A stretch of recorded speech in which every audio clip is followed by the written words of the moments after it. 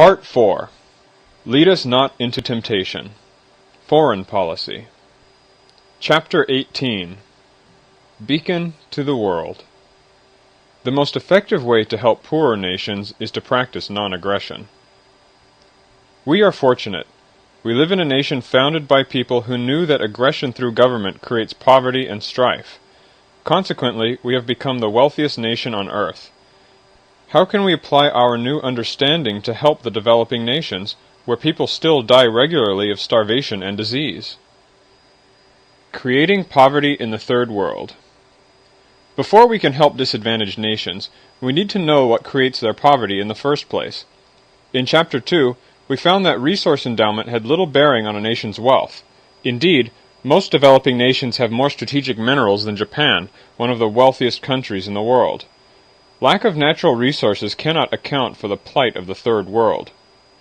Despite popular myths, rapid population growth and high population density are not major factors in Third World poverty either.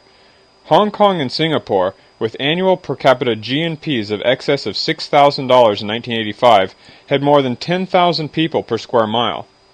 In contrast, India and China, with fewer than 1,000 people per square mile, have per capita incomes of less than $400. Developing countries that enjoy the highest economic growth rate often have the highest population growth rate as well. Between 1775 and 1975, the United States had the biggest population explosion in history, yet Americans now earn the highest wages in the world. Clearly, rapid population growth and high population density are no more responsible for poverty than inadequate resource endowment. Poverty in today's world is primarily due to aggression through government. When we look closely at Third World nations, we see this aggression everywhere. Jobs, and consequently the wealth pie, are constantly limited by it. In spite of all the examples given in the previous chapters, our country still enjoys more freedom from aggression, than most other nations. The level of aggression in underdeveloped countries is difficult for most Americans to even imagine. For example, in Peru, it takes an average of 289 days to obtain a business license. It takes the equivalent of 32 times a Peruvian's monthly minimum living wage to open a small garment factory. Small industrial firms spend approximately 70% of their profits to pay taxes and meet legal requirements. A license to homestead state land takes an average of 83 months and the equivalent of 56 months of minimum wage pay. Building a market mall legally can take 17 years. A license for a new bus route takes approximately 53 months to arrange and is only rarely granted. Under such restrictions, it is surprising that Peru creates any wealth at all. The pattern is repeated, with some variation, in the poorer nations of the world. Thus, the most effective way to help other countries is to export a repugnance for aggression through government. The best way to teach an idea is simply by living it and letting others observe the benefits. When our country was founded, it was the first Western country to reject monarchical rule in favor of a less aggressive representative system. Today, a scant 200 years later, the few remaining Western monarchs are mere figureheads. Our system works so well that it was emulated throughout the world. We did little to produce this paradigm shift other than living our ideal. Supporting dictators. Today we reinforce the belief in aggression through government by practicing it in dealing with our Third World neighbors. First, we tax our neighbors, at gunpoint if necessary, to provide foreign aid. Most of this money goes for security assistance to underdeveloped nations. To keep Third World governments friendly towards us instead of aligning with the Soviets, we've supported dictators such as Ferdinand Marcos, Philippines, Sergeant Samuel Doe, Liberia, Mobutu Seko, Zaire, and Zia-ul-Haq, Pakistan, to name a few. Much of this assistance was used to suppress the citizenry from protesting domestic policies of aggression. For example, almost 3/4 of U.S. aid to El Salvador during the early 1980s went to support the government's war against protesting civilians. The Shah of Iran's Cruel Savak and Idi Amin's Public Safety Unit for Internal Security were trained with our help. In Latin America in the 1970s, U.S. foreign aid was given to nations with the worst human rights violations. Aid through aggression promotes aggression. Third World citizens see their dictators kept in power by our aid, and hate us for it. Licensing laws, prohibition of homesteading, and other aggressive practices prevent the disadvantaged from creating wealth for themselves and their loved ones. This aggression is so pronounced in third world countries that the rich have become immensely richer and the poor are barely surviving. This system is kept entrenched largely through our massive security assistance. Most of this aid goes to loans and grants for the purchase of U.S.-made military equipment. Security assistance becomes a subsidy from the U.S. taxpayer to the weapons manufacturers and dictators of the world. In the past, we've justified our aggression with the argument that we're keeping the third world free from communism. The next chapter shows us that the opposite is true. You can probably hear the representative from the weapons factory explaining to your local congresswoman, "Miss Congresswoman, we charge top dollar for our weapons. Of course, our stockholders and our employees, who are your constituents, profit handsomely as a result. In fact, the local economy depends on us. If you don't vote for this aid package, we might have layoffs. People in these parts could get mighty angry come next election, and we couldn't blame them. In fact, we might even help them by throwing our financial support towards somebody who stands up and fights for those who put them in office."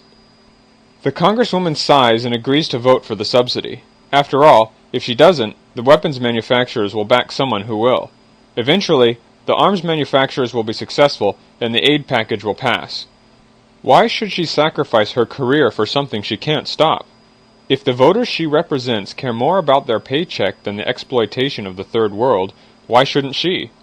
Tomorrow she will vote for range land subsidies in exchange for support on the foreign aid bill. Both sets of constituents will be happy, even though they are simply subsidizing each other's special interests and paying their congressional representatives very well to negotiate the deal. The voters in both districts will end up with less than they would have if they had honored their neighbor's choice. The voters are reaping as they have sown. Purchasing poverty. Security assistance is just the beginning. Even humanitarian aid ends up subsidizing aggression. First, the aggression of taxation is used to subsidize U.S. agriculture, creating a surplus. Next, taxes are used to buy up the surplus. The crops are shipped to foreign governments, which are given tax-subsidized loans to finance the food purchase. Sometimes the food is simply given away. The governments dispose of the food as they see fit. In the famine of the mid-1980s, Bangladesh sold free food at market price in urban areas and at 1/5 the market price to its military. Somalia allocated 80% of food aid to its military and government employees. During the famine in Ethiopia, the government sold donated food or donated away from the hungriest provinces as punishment to those areas for harboring rebels. Haiti's Jean-Claude Duvalier converted aid into personal gain. When we remember that poverty and starvation in these countries are caused by the aggression of these same leaders, we should not be surprised that our aid becomes a tool for more aggression. When concerned third world governments do give away donated food or sell it cheaply to those in need, the results can be just as devastating. Local farmers are undersold and put out of business. As a result, fewer crops are planted the following year. To prevent such a disaster, angry Haitian farmers chased away helicopters bringing in U.S. rice in 1984. Some farmers will turn to export crops and the uncertainty of the world market to avoid the problems caused by our largesse. The country becomes dependent on imports to feed its populace. Ironically, poor rural farmers, the ones we are supposed to be helping, are hurt the most by food aid. If the peasant farmers manage to survive our security assistance and food aid, however, our aggression causes still more problems. Subsidizing environmental damage. U.S. citizens are taxed, at gunpoint if necessary, to fund the World Bank. The bank, in turn, lends third world countries money for development projects that frequently promote environmental degradation. Forests were destroyed to build subsidized dams in Brazil and India and cattle ranches in Botswana. Poorly managed irrigation projects have resulted in millions of hectares becoming flooded, waterlogged, and salinated. Development through aggression results in projects controlled by those who wish to exploit rather than those who wish to serve.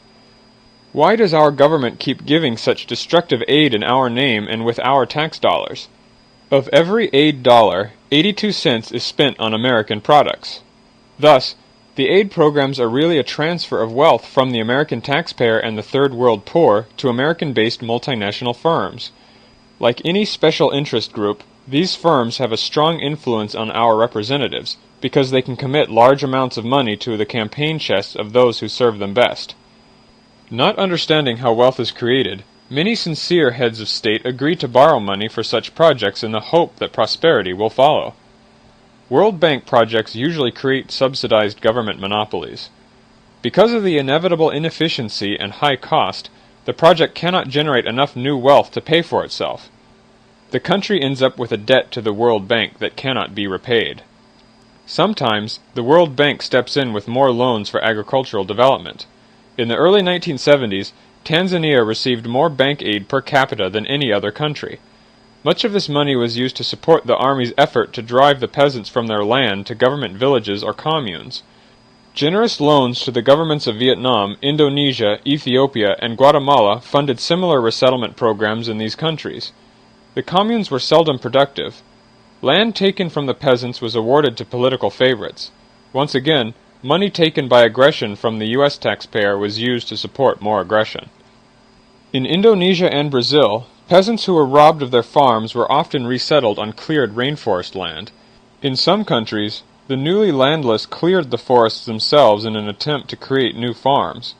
When the authorities caught up with them, the peasants simply moved on, clearing more rainforest as they went. Governments claim the rainforests as their own, just as the U.S. government claims much of our western rangeland. The rainforests are populated by natives who create wealth by using the rainforests sustainably, just as the Native Americans once did on our western plains. Peruvian Amazon dwellers, for example, cultivate the rainforest profitably and sustainably by harvesting its fruit, rubber, and timber. They make up to 3 times as much as they would if they cleared the forests for cattle ranching. Consequently, they have no incentive to destroy the forest that they have homesteaded. Governments in developing countries, in their eagerness to repay the loans from the World Bank, use new loans to drive the natives off their homelands in much the same way the U.S. government drove Native Americans onto reservations. The government rents the forest to loggers so that payments can be made to the World Bank. Since neither the loggers nor the politicians own the land and profit by caring for it, both groups have every incentive to exploit and no incentive to preserve or replant. The rich get richer, with our help. You can probably hear the public relations woman from the World Bank asking your local congressman to support more taxes for her organization. "You see, Mr. Congressman," she begins sweetly, "those loans are guaranteed by the U.S. taxpayer. If these third world countries default, the United States will be plunged into a depression. It's much better that we lend a bit more and restructure their economy. With the resettlement program, we can control what is planted on the farms and the villages. By focusing on export crops and clearing the rainforest for cattle grazing, we can ensure that we are repaid. In addition, the American consumer will enjoy cheaper coffee and cocoa prices when more farmland is devoted to export crops instead of food." "But those poor peasants," protests the congressman. "We're playing God with their lives and their land. What about the loss of the rainforests?" The congressman is clearly frustrated. He had supported World Bank funding in the first place in the hopes of helping the less fortunate. Because he doesn't understand that more aid through aggression will make the bad situation worse, he once again supports the World Bank's plan. Even if the congressman had objected to throwing the taxpayers' money down the World Bank's black hole, he would have gained little. The American-based multinational firms that profited either from the rainforests or from the purchases made by the dictators have every incentive to generously fund his opponent in the next election if the congressman doesn't cooperate. When I was in high school, I could not understand why third world people called us imperialists. Why would these ungrateful primitives try to bite the hand that feeds them? Now, of course, I understand. My tax dollars are used to exploit those who have so little in order to benefit dictators, multinational firms, and banks. Our desire to control our neighbors once again ripples outward, fueling the flames of poverty and strife. We reap as we sow. The money that goes into the pockets of the well-to-do comes, in the final analysis, from us by either inflation or taxation.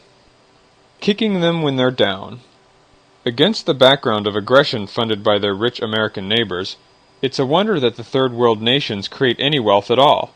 When they do, we once again knock out the lower rungs of the ladder of affluence through the aggression of tariffs. Tariffs are taxes paid by traders of foreign goods sold in the United States. The price that consumers pay is raised proportionately, so fewer goods are imported. If American citizens want to buy a product directly from a third world vendor, bypassing the tariff, they'll be stopped, at gunpoint if necessary. This form of aggression, which prevents third world people from helping themselves, is used to protect American jobs. Like all forms of aggression, the outcome is very different from what was intended. A lose-lose situation. Tariffs actually harm the American worker. The extra money consumers would have saved by buying cheaper foreign clothing, for example, is not available to purchase other goods and services. For every job protected in the textile or apparel industry, at least one other American job is lost in another sector. Instead of creating new wealth, regulators who enforce the tariff law only stymie it. Thus, saving the job of one textile worker costs 3 to 12 times that person's annual earnings. The consumer pays these additional costs. Tariffs and quotas increase prices for a family of 4 by an average of $2,000 per year, which represents a hefty 32% of the purchasing power of families at the poverty level. As with all aggression, tariffs only make poor workers poorer. Tariffs harm third world entrepreneurs as well. Essentially, the tariff is a license that those businesses are required to buy for every item sold. The tariff is passed on to the consumer through increased prices. Fewer consumers buy the tariffed item, discouraging trade. The underdeveloped countries advance more quickly when they trade, because division of labor and specialization make wealth creation more efficient. When we discourage trade with tariffs, our aggression prevents third world people from helping themselves. Free from aggression, the marketplace ecosystem favors the entrepreneurs who serve their customers best. If a business enterprise in a poor nation uses inexpensive labor to keep prices down, American consumers get more for their dollar. When Americans buy from the foreign vendor, they create jobs for the underprivileged. When Americans support the aggression of tariffs, they sacrifice the disadvantaged in a futile effort to help more fortunate American workers who produce the same goods less efficiently. Just because other countries foolishly harm themselves with tariffs is no reason for us to do so. Japanese consumers, for example, pay up to 10 times as much for their rice as they would without the tariffs imposed by their government. When we follow Japan's protectionist lead, we also pay more for less. If other countries can produce certain items more economically, we benefit by turning our efforts to businesses in which we excel. Yankee ingenuity is our forte. By focusing on innovation, we focus on developing a creative and intelligent populace. Our current protectionist position means more menial jobs for our populace and fewer white-collar ones. When we buy goods manufactured with the cheap labor of third world nations, we help them while helping ourselves. The easy way out. If we truly wish to help third world countries attain peace and plenty, our first goal is to set an example they can imitate. Once Edison showed us how to make a light bulb, it was relatively easy to follow his blueprint. Likewise, we can show the third world nations the way to prosperity, if they are willing to practice non-aggression. To set this example, we must abandon the aggression of tariffs and taxation that gives special interests and dictators control of these third world people. When we abandon these forms of aggression, we will have set the stage for development in the third world. If we continue our aggressive practices, we will create poverty and strife abroad just as surely as we are creating poverty and strife at home. Instead of using our resources to make the poor nations poorer, we can volunteer our support. Those concerned about the rainforests can supply funds to native people who are defending their homesteading claims. The Malaysian village of Bawang, for example, recently took its state government to court to legalize native homesteading rights. Most native people are much more careful in managing their homeland than distant politicians are. When we encourage ownership of the environment, we increase the chances that nature's bounty will be nurtured, protected, and preserved.